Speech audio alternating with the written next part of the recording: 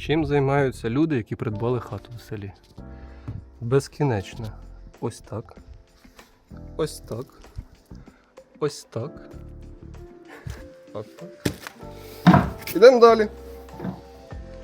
Проблеми з стіною. Стіна сідає, копаємо тут до фундамента, укріпляємо і так далі. В процесі викопуємо змій, зуби, годинники, і гнилі дошки і каміння. Ось такі в нас справи тут. А які у вас сюрпризи були при відновленні, якісь цікаві історії? Напишіть в коментарях.